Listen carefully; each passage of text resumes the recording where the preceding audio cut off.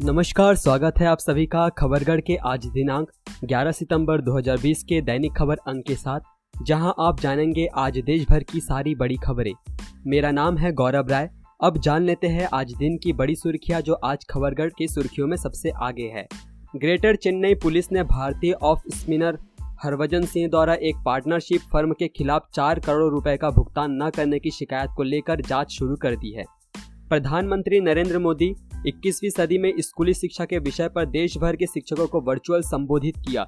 इस दौरान पीएम ने कहा कि नई राष्ट्रीय शिक्षा नीति नए भारत की नीति उम्मीदों की नई आवश्यकताओं की पूर्ति का माध्यम है। शेयर बाजार में गुरुवार को जबरदस्त तेजी रही। बॉम्बे स्टॉक एक्सचेंज का सेंसेक्स 646 अंक तक चढ़ गया। एनएसई निफ्टी में भी 171 अंकों की तेजी आई। इसकी वजह से निवेशकों की रकम एक दिन में ही 2,20,928.11 करोड़ रुपए बढ़ गई। ऑक्सफोर्ड यूनिवर्सिटी और एस्ट्राजेनेका की कोविड-19 वैक्सीन के क्लिनिकल ट्रायल्स के दौरान एक वॉलंटियर की तबीयत खराब होने की जांच एक्सपर्ट्स के एक ग्रुप ने शुरू कर दी है। विश्व स्वास्थ्य संगठन WHO ने कहा कि इस घटना से हताश या निराश होने की जरूरत नहीं है। वैक्सीन के ट्रायल्स में ऐसा होता रहता है। इस बीच ऑक्सफोर्ड के वैक्सीन के भारत में चल रहे trials serum institute of India ने रोक दिए हैं। एस्ट्राजेनेका का दावा इसी साल आएगा वैक्सीन। अब खबरें राज्यों से। उत्तर प्रदेश के गाजियाबाद के जिला अधिकारी अजय शंकर पांडे ने संबंधित विभागों को साफ साफ कह रखा है कि कोई भी बिजली बेवजह खर्च ना करे। इसी क्रम में गुरुवार को जिला अधिकारी जब अपने कार्यालय पहुंचे तो उनके कार्यालय के सारे पंखे और एसी चल रहे थे।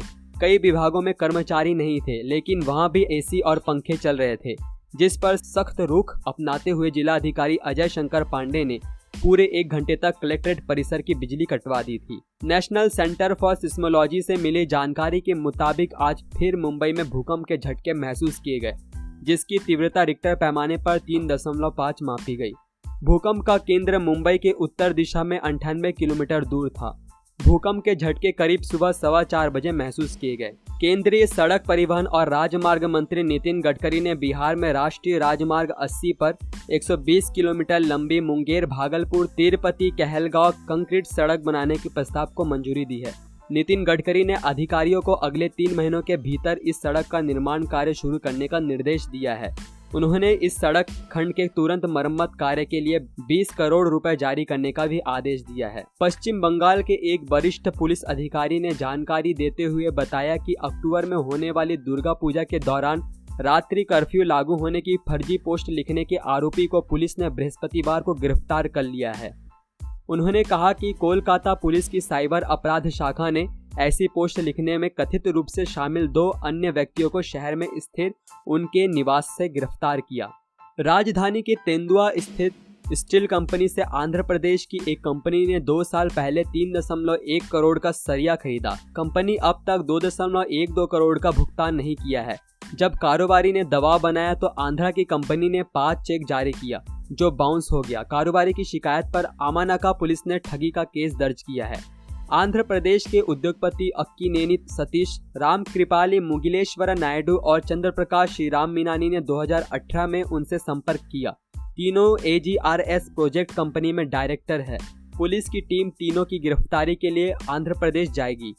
कंपनी में कुछ और लोग भी डायरेक्टर मेंबर हैं, उनके खिलाफ भी कार्रवाई होगी।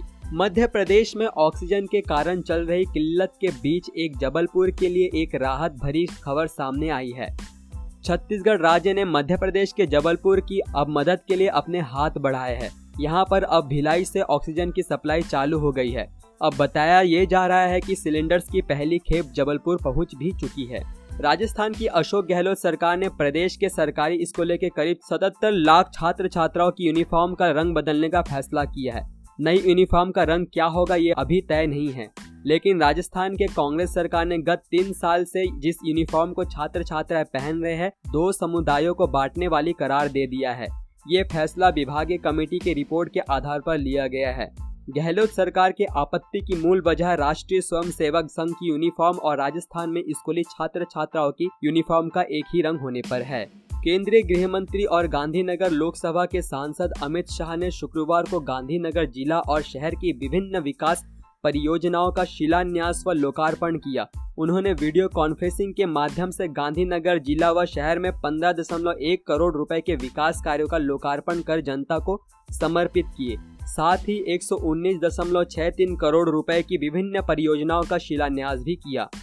कोविड-19 महामारी के मद्देनजर ओडिशा में दुर्गा पूजा पंडाल में लोगों को दर्शन के लिए प्रवेश की अनुमति नहीं होगी। राज्य सरकार की ओर से गुरुवार को जारी दिशा निर्देशों में यह बात कही गई है। मुख्य सचिव AK त्रिपाठी की ओर से जारी दिशा निर्देशों के मुताबिक मूर्तियों की ऊंचाई 4 फुट से अधिक नहीं रहेगी और पंडालों में लाउड स्पीकर के उपयोग पर भी प्रतिबंध रहेगा। सरकारी आदेश के मुताबिक यह दिशा निर्देश अगले 3 महीने के दौरान मनाए जाने वाली लक्ष्मी पूजा, काली पूजा एवं अन्य सभी त्योहारों पर लागू रहेंगे। इसके मुताबिक पंडाल 3 तरफ से बंद रहेंगे और चौथी तरफ से भी इस तरह ढका जाएगा कि आम जनता प्रवेश नहीं कर सके। जनता श्रद्धालुओं को दर्शन की अनुमति नहीं होगी। केरल के कोट्टयम में एक कुत्ते ने अपने मालिक की जान बचाने के लिए अपनी जान गंवा दी। उसके मालिक को बचाने के लिए उसने बिजली के तार को मुंह से पकड़कर हटाया। इस दौरान उसने तार तो हटा दिया लेकिन करंट से उसकी मौत हो गई। अजेश ने KSEB के कर्मचारियों को सूचना दी। बिजली आपूर्ति बंद करने के बाद अप्पू के शव को वहां से हटाया गया। बाद में अजेश ने कुत्ते को आवासीय परिसर में दफनाया। सोशल मीडिया पर सक्रिय रहने वाले झारखंड के मुख्यमंत्री हेमंत सोरेन ट्विटर पर अपने तत्काल मदद करने के लिए जाने जाते हैं।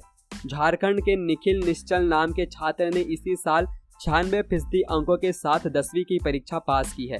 निश्चल को क्रोनिक किडनी डिसीज है, जिसकी जानकारी मिलने के बाद मुख्यमंत्री हेमंत सोरेन ने बोकारो के DC के साथ स्वास्थ्य मंत्री बन्ना गुप्ता को मामले की जांच कर निखिल निश्चल को असाध्य रोग उपचार योजना के अंतर्गत मदद करने का निर्देश दिया है। असम सरकार ने शुक्रवार को कोरोना महामारी से जुड़ी गाइडलाइन में कुछ बदलाव किए हैं। असम के स्वास्थ्य विभाग ने कहा है कि एक शख्स अगर 96 घंटे में यात्रा से लौट आता है तो उसे क्वारंटीन नहीं किया जाएगा। यानी एक शख्स राज्य के बाहर जाकर 96 घंटे में वापस आ गया तो उसको 10 दिन क्वारंटीन रहना जरूरी नहीं होगा। हालांकि उसको रैपिड एंटीजन टेस्ट से गुजरना होगा और पॉजिटिव आने पर तय प्रक्रिया का पालन करना होगा। गलवान घाटी में शहीद हुए सैनिकों के बलिदान को मुख्य रखते हुए पंजाब की कैप्टन सरकार ने गुरुवार को एक्स ग्रेशिया माता पिता को अतिरिक्त राहत और प्लाट के बदले नगद राशि के तौर पर 2 करोड़ रुपए जारी किए, जो कि पंजाब से संबंधित शहीद सैनिकों के वारिसों को दिए जाएंगे। मुख्यमंत्री के प्रवक्ता ने बताया कि यह राशि सीधी वारिसों के खाते में तुरंत डाली जाएगी। छत्तीसगढ़ में रोजगार को लेकर कांग्रेस और बीजेपी के बीच सियासत गर्मा गई है। प्रियंका गांधी वाड्रा के मोदी सरकार से देश के युवाओं के लिए रोजगार की मांग वाले ट्वीट पर जवाबी हमला करते हुए रमन सिंह राज्य सरकार पर सवाल उठाया है। रमन सिंह ने प्रियंका गांधी वाड्रा का ट्वीट रीट्वीट कर कहा कि आप थोड़ा छत्तीसगढ़ के युवाओं पर ध्यान दीजिए। प्रदेश में ना नई नौकरियां निकल रही है, ना रुकी हुई भर्तियों की ज्वाइनिंग हो रही है, ना बेरोजगारी भत्ता मिल रहा है, बल्कि आवाज उठाने पर डंडे और बलवा का केस जरूर दर्ज किया जा रहा है। भारत के स्टार पहलवान बजरंग पुनिया ने किसानों पर किए गए लाठीचार्ज को लेकर हरियाणा की खट्टर सरकार पर निशाना साधा है। पहलवान बजरंग पुनिया ने कुरुक्षेत्र में किसानों पर हुए लाठीचार्ज को लेकर ट्वीट किया है। अपने ट्वीट में पुनिया ने कहा है कि आवाज उठाना एक संवैधानिक हक है। इसके साथ ही पुनिया ने कहा कि किसानों को चुनाव के समय बड़े बड़े सपने दिखाए जाते हैं और समय आने पर लाठियां बरसाई जाती है। साथ ही लिखा है कि किसान सिर्फ अपनी हक की आवाज उठाने के लिए कुरुक्षेत्र जाने लगे तो उन पर लाठीचार्ज किया गया। दिल्ली में 2 करोड़ की ड्रग्स के साथ एक विदेशी ड्रग तस्कर को गिरफ्तार किया गया है। आरोपी अफ्रीका का नागरिक बताया जा रहा है। बिजनेस वीजा पर आरोपी भारत आया था। DCP संतोष कुमार मीणा के अनुसार गिरफ्तार तस्कर का नाम दमन है, जो अफ्रीका का निवासी है। मोहन गार्डन के सब इंस्पेक्टर जगबीर को ड्रग तस्करी की सूचना मिली कि वह पोसावल चौक पर किसी को सप्लाई देने आ रहा है। इस सूचना के आधार पर पुलिस टीम ने तस्कर को श्याम वाटिका के पास ट्रैप लगाया और आरोपी को वहां पहुंचते ही पकड़ लिया गया। पाकिस्तान की सेना ने शुक्रवार को जम्मू कश्मीर के पूंछ जिले में नियंत्रण रेखा के पास सीमावर्ती इलाकों पर भारी गोलाबारी की और मोर्टार के गोले दागे। एक रक्षा प्रवक्ता ने कहा, पाकिस्तान ने सुबह करीब 8:30 बजे पूंछ जिले के मनकोट में नियंत्रण रेखा के पास बिना किसी उकसावे के छोटे हथियारों से गोलीबारी और मोर्टार के गोले दागकर संघर्ष विराम समझौते का उल्लंघन किया। उन्होंने बताया कि भारतीय सेना ने इसका मुंह तोड़ जवाब दिया। उत्तराखंड विधानसभा का 23 सितंबर से होने वाला मानसून सत्र कोविड-19 के साये में होगा। प्रदेश में कोरोना महामारी का ग्राफ तेजी से बढ़ रहा है। इसी बीच महामारी से निपटने के लिए देहरादून के राजपुर क्षेत्र के विधायक और पूर्व मंत्री खजान दास और चमोली जिले में बद्रीनाथ के विधायक महेंद्र भट्ट ने प्रदेश में लॉकडाउन की मांग उठाई है। बीएमसी द्वारा फिल्म अभिनेत्री कंगना रनौत के ऑफिस को गिराने के बाद से कंगना के समर्थन में लगातार आवाजें उठ रही है। अब हिमाचल प्रदेश में बीजेपी की महिला मोर्चा की प्रमुख ने धमकी दी है कि कांग्रेस नेता प्रियंका गांधी का शिमला स्थित बंगला भी गिराया जा सकता है। हालांकि हिमाचल प्रदेश के मुख्यमंत्री जयराम ठाकुर ने भाजपा नेत्री के इस बयान का समर्थन नहीं किया है।